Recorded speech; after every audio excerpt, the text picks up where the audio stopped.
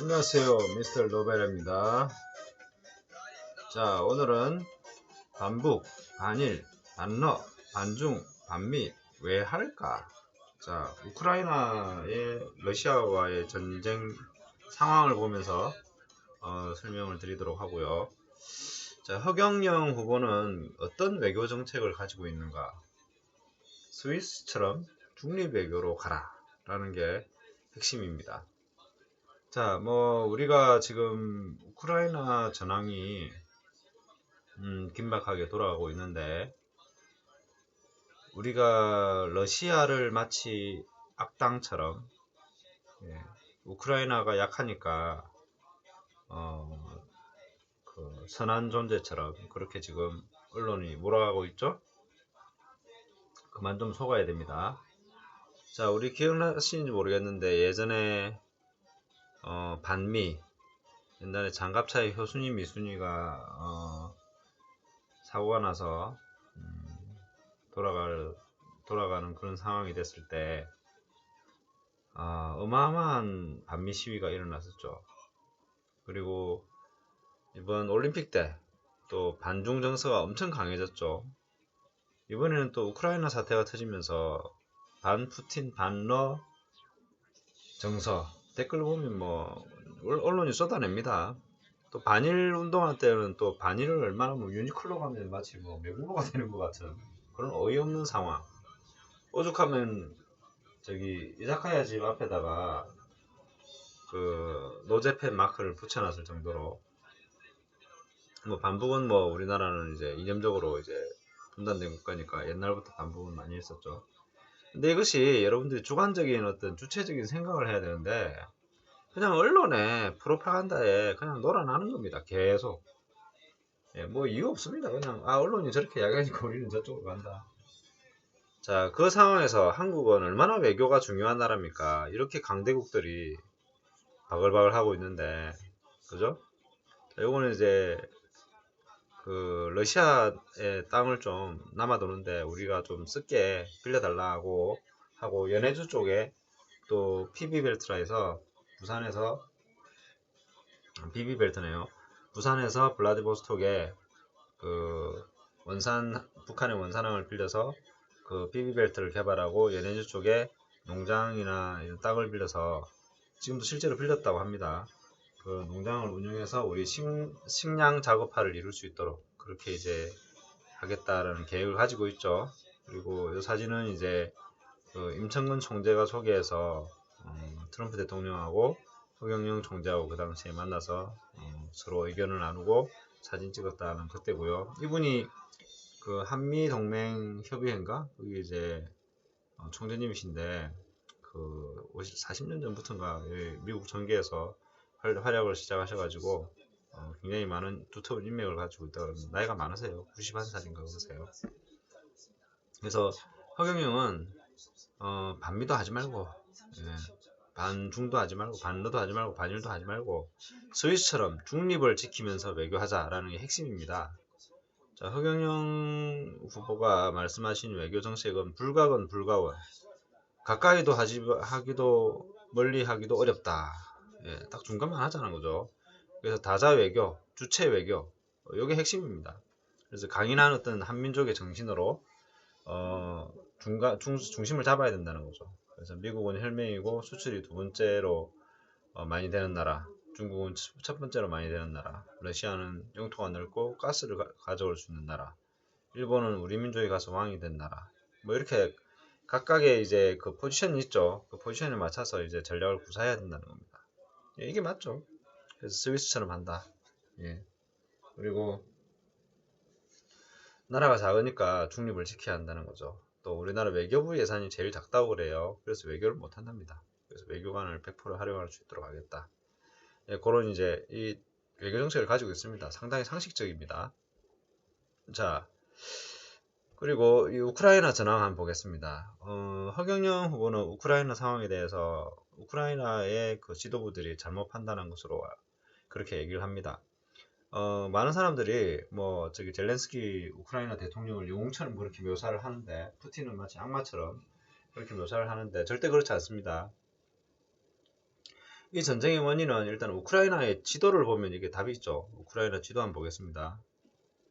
우크라이나 지도. 이건 마이단 혁명이고, 우크라이나의 지도를 보면 답이 있죠, 이게. 뭔가? 키신저. 예, 아무튼, 예, 지금 지도를 찾기 힘드네요. 자, 지도를 보시면 전쟁 현황을 보면서 러시아하고 접경국입니다. 접경국이고요. 자, 러시아가 전쟁을 할 수밖에 없는 가장 큰 이유는 이겁니다. 러시아 주위에 옛날 구소련이죠. 구소련에 있던 이 벨트가 있습니다. 이렇게 쭉 이제 옛날 동유럽, 러시아의 소련의 그 지위를 받던 곳이죠. 이곳들이 하나하나씩 나토로 넘어갑니다. 예, 북대서양 연합 그 체조. 요게 이제 하나씩 이렇게 넘어가서 14개가 넘어갔습니다. 그 이제 97년도에 이전에는 여기까지 있던 그 나토가 여기까지 다 왔다는 거죠. 근데 여기 이제 1, 2, 3은 이제 이렇게 뭐 중요한 지역이 아닙니다. 그리고 나라도 다 작고 인구도 얼마 안 되고 약하죠. 자, 벨라루스는 아직 러시아 편입니다. 근데 우크라이나는 상황이 다릅니다. 우크라이나는 좀 이따가 그 키신저가 그 2014년도에 기고한 글을 보면 정확하게 나옵니다. 그거를 미국도 알고 서방도 알고 러시아도 알고 다 압니다. 다 아는 내용입니다. 자, 요거는 이제 우크라이나에서 2014년도에 그 마이단 유로 마이단이라는 그 우리나라의 광화문 촛불 시위 같은 게 생깁니다. 그때 좀 많이 죽었죠. 자, 그게 11월 달에 발생했는데 12월 달에 미국의 상원 의원이죠. 아주 그 공화당의 네오콘이라고 그럽니다. 아주 그 전쟁을 좋아하시는 분이죠. 존 맥케인이 이 우크라이나의 시위자들에게 자, we are here to support your just cause. 너의 대의 큰 뜻을 도와주기 위해서 우리가 여기 왔다. 자, 여기 너의 큰 뜻이 아닙니다. 미국의 큰 뜻이에요. 여기 나머지 사람들은 그냥 미국의 조정을 받는 겁니다. 자, 여기 와서 프로 US EU 프로테스트죠. 이때 어떤 상황이었냐면 EU에 가입하느냐 마느냐가 이제 이 우크라이나에서는 엄청난 이제 이슈였죠. 근데 이게 친러파가 있고 친서방파가 있겠죠. 그 두 세력이 여기서 충돌하는 겁니다. 그래서 이제 그 가입을 하지 많이 하고 있는데 이분이 오신 거예요. 11월 달에. 12월 달에. 그죠? 그러다가 이제 상황이 이제 악화되기 시작합니다. 이게 이분이 12월 달에 갔다 오고 나서 아주 악화가 됩니다. 저 마이단 혁명이죠. 이 여자 대통령인데 굉장히 부패한 대통령이라고 그래요. 친서방적입니다. 자, 이렇게 해서 이제 이렇게 뭐 서로 싸우다가 이제 유혈 사태가 터집니다. 유혈 사태가 터지고 많이 죽게 됩니다. 우리나라의 광주 사태 비슷한 느낌이 나죠. 예. 우리나라의 촛불 시위 같은 뭐 그렇게 됩니다. 그리고 나서 친러시아의 측에 있던 대통령이 이제 탄핵당하게 됩니다. 자, 우리나라 촛불 시위랑 비슷하죠. 5.18하고도 비슷한 분위기입니다. 자, 그래서 이제 친서방의 대통령이 이제 생기기 시작하고 지금 이제 옐렌스키는 2018년도, 2019년도 요때 이제 대통령이 됩니다. 그래서 약 8년 전 요때 이제 존 맥케인이 2013년이죠. 2013년에 갔다 오고 난 다음에 2014년도에 친서방, 친미국의 정권이 여기 우크라이나에 들어서게 됩니다. 자, 그리고 나서 이제 2014년도에 러시아가 크림반도를 접수하죠, 다시. 그렇게 되는 겁니다, 시나리오가. 자, 그리고 이 우크라이나의 지금 여기 보면 여기 드니프로 강이 있죠. 이렇게 쭉 동서로 흐릅니다. 동서로 흐르는 게 남북으로 흐르죠. 동쪽, 서쪽입니다. 자, 여기서 이제 오른쪽은 친러, 왼쪽은 친서방. 뭐 지리적으로도 그렇습니다. 자, 그러면 이 사건이 왜 생기냐? 이 사건이 도대체 왜 생기냐, 이제 이 전쟁이. 자, 전쟁 원인으로는 첫째로 안보. 아까 보셨죠? 자, 여기는 러시아의 바로 커밋입니다. 여기다가 친서방 국가가 생긴다. 러시아가 절대 양보를 못하죠. 그걸 다 알아요. 양측에서. 다 알지만 지금 이 사건을 벌인 겁니다. 결론적으로는 우크라이나가 러시아를 너무 자극한 거죠. 푸틴을 자극한 겁니다. 그래서 이건 우크라이나의 뭐 자살골입니다. 자살골. 자, 좀 이따 이제 이렇게 해서 이제 침공하는데 여기 이제 일단 그 키신저의 메시지가 되게 중요합니다. 이 키신저가 이 외교 천재라고 불리는 분이죠.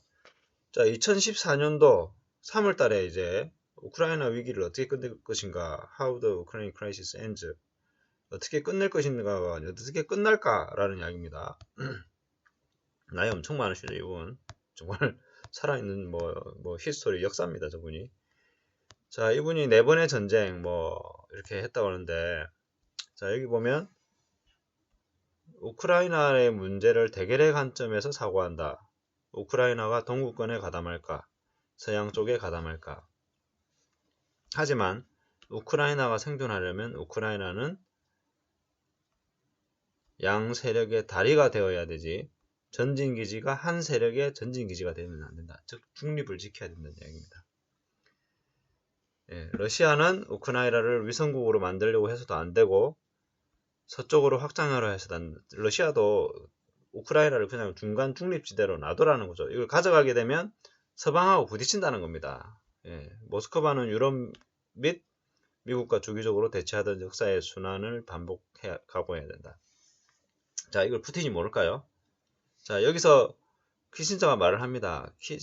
푸틴은 전략가다 라고 얘기를 합니다. 예. 그래서 러시아는 그 동부 지역이죠. 예. 그 우크라이나의 동부 지역에 친러 국가를 수립하고 철수할 겁니다. 예. 그건 푸틴이 당연히 그렇게 할 겁니다. 전략가기 때문에.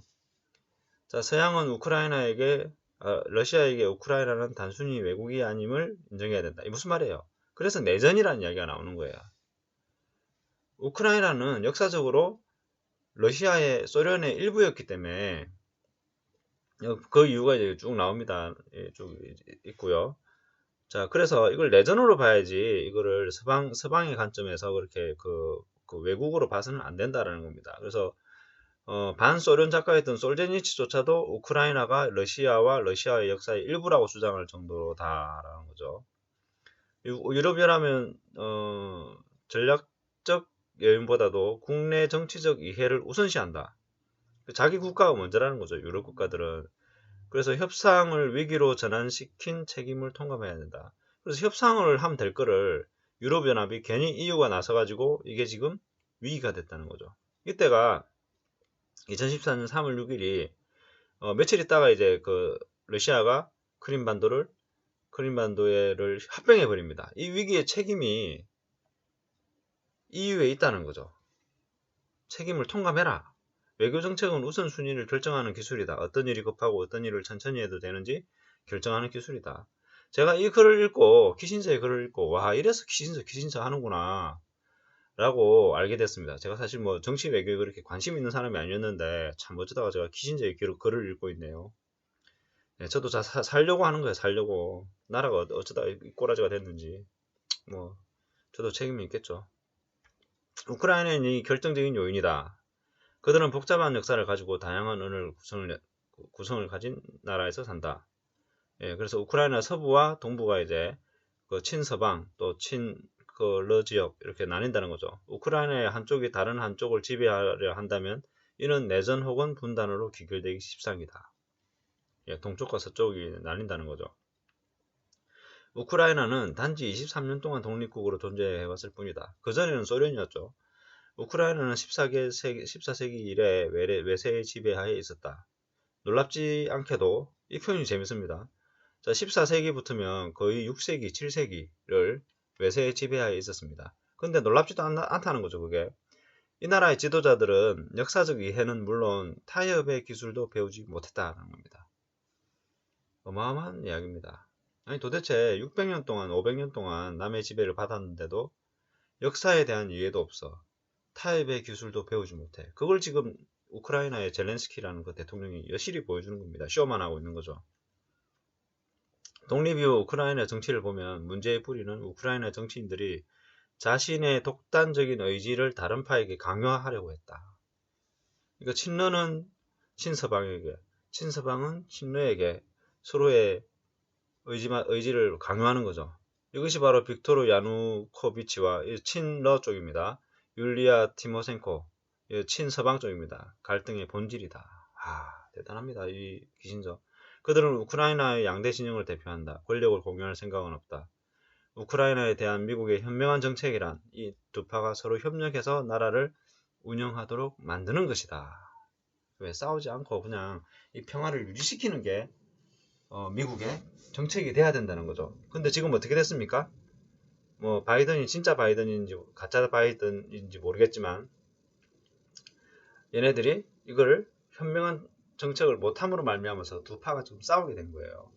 우리는 양측의 화해를 도모해야만 하고 한 파가 다른 파를 지배하도록 해서는 안 된다는 겁니다. 그걸 언제 했어요? 아까 보셨죠? 아까 존 맥케인이 2013년도 12월에 여기를 갔잖아요. 여기를 가면 안 된다는 거죠. 기신자 말은 여기는 건드리지 마라. 이거를 서방국가, 미국과 러시아의 푸틴 다 알고 있는 거예요. 그 약속을 미국이 깨고 서방이 깨니까 러시아의 푸틴이 빡쳐가지고 이제 핵심 파워가 들어가는 곳이에요. 저기는 진군한다는 거죠. 이렇게 하면 나도 이렇게 할 수밖에 없다라는 거죠. 자, 계속해서 보겠습니다.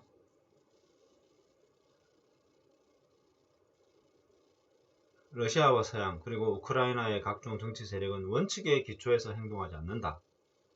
자, 원칙이 없다라는 거죠. 각각은 상황을 악화시켰다. 러시아가 만약 군사적 해법을 강행한다면 자신의 고립을 피할 수 없게 된다. 자, 이걸 푸틴도 압니다. 서양의 입장에서 푸틴을 악마화하는 것은 정책이 아니다. 그렇게 하면 안 된다는 거죠. 그 말은 뭐냐니까 정책 부재의 변명에 불과하다는 거죠. 정책이 없으니까 러시아가 액션을 하고 전쟁을 하고 그러면 서방에서는 푸틴을 악마화한다는 거죠. 왜? 뭐 군대를 보내줄 것도 아니고 뭐 제재라고 한다는 뭐 금융 제재 하는데 그것도 뭐 오래 할 수 있는 것도 아니고 효과도 없는 그런 정책이 거기에 맞설 수 있는 정책이 없기 때문에 요따구 짓을 한다는 겁니다.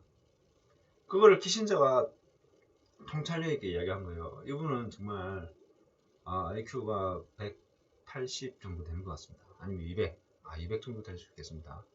푸틴은 군사적 강압 정책이 제2의 냉전으로 귀결될 것이라는 것을 점을 명심해라. 미국은 러시아를 괴짜 취급해서는 안 된다. 푸틴은 진지한 전략가이다. 러시아 역사라는 견지에서 보면 그렇다. 미국의 가치와 심리를 이해하는 것은 푸틴에게 기대할 것이 못 된다. 러시아의 역사와 심리를 파악 못하는 것은 미국도 마찬가지다. 자, 키신저는 푸틴을 어떻게 바라본다고요? 진지한 전략가다. 얼마나 이 푸틴을 꿰뚫는 말입니까? 독재자고 악마가 21년 동안 저 러시아라는 큰 나라를 통치한다? 예, 그렇게 무모하지 않습니다. 예, 러시아 사람들이 그걸 바보가 아니에요. 양쪽 지도자들은 다음의 원칙을 명심해야 된다. 1. 우크라이나는 유럽을 포함 자신의 경제적, 정치적 동반자를 자유롭게 선택할 권리가 있다. 2. 우크라이나가 나토에 가입해서는 안 된다잖아요. 근데 젤렌스키가 어떻게 하려고 그랬어요? 나토에 가입하려고 했죠. EU 쪽으로 가려고 했죠. 3. 우크라이나는 국민의 의지가 반영될 정부를 구성할 자유가 있다. 현명한 우크라이나 지도자라면 나라의 각종 세력을 화해시킬 수 있는 정책을 추진해야 된다.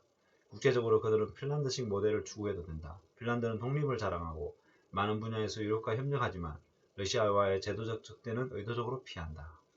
자, 현명한 지도자라면 이렇게 해야 된다는 거죠. 그러면 젤렌스키는 현명한 지도자입니까? 아니죠.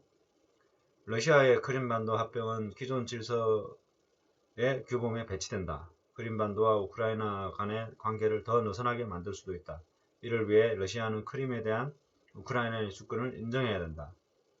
우크라이나는 다음 선거에서 크림에 대한 자치권을 더욱 확대시켜준다. 이 과정에서 세바스토폴의 흑해 함대 지휘에 대한 어떠한 모호함도 존재해서는 안 된다. 이거 크림반도를 다시 돌려주라는 거죠. 이상은 처방이 아니라 원칙이다. 지역에 정통한 사람들은 이상의 원칙들이 모든 당사자들에게 기분 좋은 것이 아니라는 점을 안다. 중요한 것은 당사자들이 절대적인 만족이 아니라 균형 잡힌 불만족을 추구하는 것이다. 균형 잡힌 불만족을 추구하는 것이다. 아, 이거를 읽으면서 이래서 키신저 하는구나. 예, 키신저 글까지 내가 읽어보고 참 출세했네요. 자, 그래서 지금 전황이 어떻게 되나 보겠습니다. 일단 결론적으로 보면 이 사건은 뭡니까? 서방과 그리고 이 우크라이나의 그 지도자들이 나토에 가입하려고 하고 서방 쪽으로 너무 기울어지려고 하니까 러시아가 재차 침공한 것이다. 이렇게 볼 수 있습니다. 자, 그러면 자, 침공한 현재 상태는 어떠냐면 지금 침공 루트입니다. 지금 북부부터 해서 이렇게 전 전선에 걸쳐서 지금 침략에 들어오고 있죠. 근데 이 동쪽입니다. 동쪽은 원래 이제 친러 반군 세력 있죠? 친러시아 지역입니다. 예. 자, 이렇게 들어왔는데 지금 현재 상황은 이렇습니다. 예. 조금 더 이제 안쪽으로 들어왔죠. 체르노빌부터 해서 쭉 이렇게 들어오고 어제 그 날짜로 보면 예. 지금 헤르손이라는 아주 여기 헤르손 있죠, 여기. 헤르손이 그 함락됐다고 그래요. 그래서 아주 중요한 전략적인 거점지 한 곳을 지금 탈환한 것 같고요. 아무래도 이제 동쪽이 친러 지역이기 때문에 이 드네프르 강의 동쪽 지역을 차지하고 이쪽에 이제 괴뢰 정부를 세우고 러시아는 철수를 할 것 같습니다. 러시아 아까 그 키신저가 말했듯이 러시아도 서방하고 직접 붙기 싫다는 거죠. 왜냐하면 자꾸 전쟁을 확대해야 되는데 러시아도 전쟁을 그렇게 하고 싶어서 하는 나라가 아니거든요. 푸틴이 아까 진지한 전략가라고 하잖아요. 푸틴이 바보가 아닙니다. 자, 그래서 오늘 장시간 이 우크라이나 사태를 보면서, 왜냐면 우크라이나를 보면서 이제 한국도 생각이 드는 거죠. 우리나라도 어떤 외교 정책을 가져가야 할지. 그래서 제발 우리가 이 언론의 프로파간다에 속지 말아야 됩니다. 반일하자 하면, 문재인이가 반일하자 하면 오 반일 유니클로 가면 안 돼 있다고 이야기하고 있고, 뭐 언론에서도 뭐 푸틴이 악마다, 서방이 악마다 하니까 또 푸틴 악마구나 하고 또 푸틴 열심히 씹어대고, 또 중국에서 뭐 올림픽에서 뭐라 하니까 또 반중정서 막 뿌리고, 뭐 반미정서 언론에서 또 막 뿌리고, 반일 뭐 반부, 이게 뭡니까 이게. 우리가 생각을 해야죠. 생각을. 이런 상황을 왜 생길까를 항상 생각을 해야지 우리가 나라에 대해서 제대로 된 지도자를 뽑을 수 있는 능력이 생긴다는 거죠. 이제는 우리가 개인의 역량을 키워야 돼요. 이렇게 계속 날아가다가는 정말 우리 당대도 물론이고 우리 후대도 미래가 없습니다. 그냥 미국의 그냥 또 서방의 뭐 각이 지금 우리 그 구한말처럼 각 세력들의 그냥 각 축장이 되고, 우리 국민들은 뭐 서민들은 더 죽어나가고 매일매일 못 살아지고 그냥 피만 쭉쭉 빨리는 겁니다. 그래서 이런 허경영 같은 이런 천재 외교관, 또 천재 지도자가 나타나는 건 정말 우리한테는 다행이에요. 근데 이거 지금 써먹지 못하잖아요. 써먹지 못하고 있는 겁니다. 이런 훌륭한 정책을 가지고 있는 이 스위스처럼 중립외교 써먹지 못하고 있는 겁니다. 우리가 뽑아야 됩니다, 이번에. 그리고 이 우크라이나 사태에 대해서 설명을 많이 들었는데 아까 키신저가 말한 게 답입니다. 그러면 그걸 다 알고 있는 서방 측, 우크라이나의 지도자들, 제일 중요한 건 우크라이나죠. 우크라이나의 지도자들이 절대 나토에 가입하려고 해서는 안 돼요. 아까 말했잖아요. 현명한 지도자라면 이 친서방, 친러를 잘 융합을 하고 화해시켜서 러시아를 자극하지 않고 이 평화를 유지시키려고 하는 그 노력이 중요하다는 거죠. 근데 어딥니까? 저기 푸틴이 말하잖아요. 푸틴도 이번 전쟁하기 전에 말했던 내용이, 아니 30년 전에 너네가 약속했던 나토 경계선을 매일 침범해서 이제 남은 거 이거다. 왜 너네는 약속을 지키지 않느냐. 그 이야기를 푸틴이 하는 거예요. 이 진지한 전략가가. 그 상황에서 우크라이나의 이 무능한 지도부들이, 부패하고 무능한 지도부들이 국민들을 도탄에 빠뜨린 겁니다. 그게 지금 우크라이나예요. 그리고 결론은 뭐예요? 결론은 우크라이나 전쟁의 결론은 제가 전쟁에 예측해 볼게요. 러시아는 세계 2위 군사력이에요. 그러면 우크라이나는 군사력이 형편없죠? 러시아 80만 명, 우크라이나 20만 명, 탱크 12,000대, 탱크 2,500대, 장갑차 3만 대, 만대, 전투기 1,500대, 뭐 100대도 안 되는데 이것도 다 구형이고. 왜 나라가 이렇게 꼬라집니까? 이 우크라이나가 되게 비옥한 땅이라 그래요. 왜 그럼 나라는 이 꼬라지가 됐을까? 예. 보면 이 동네북으로 전락한 이 나라가 왜 그렇습니까? 부정부패했죠. 예. 수뇌부는 무능하고 부패했다고. 한국도 지금 분위기 보세요. 얼마나 무능해요, 문재인 정부. 이 뒤에 이재명이 되든 윤석열이 되든 무능이 끝판왕들입니다. 왜? 그 뒤에는 이 무능하고 부패한 국회의원들이 있으니까, 300명의 국회의원들이 있으니까. 훈련도 못하는 부대. 우리나라 요새 훈련하나요? 거의 보이스카우트 아닌가요? 갈팡질팡 안보 외교. 우리나라 이거보다 낫나요? 정신 차려야 됩니다. 진짜 한국도 이렇게 가다가는 어마어마한 어려움에 처할 수 있습니다. 예. 자, 결론은 우리 허경영 뽑아서 잘 먹고 잘 삽시다. 예, 오늘 여기까지 하도록 하겠습니다.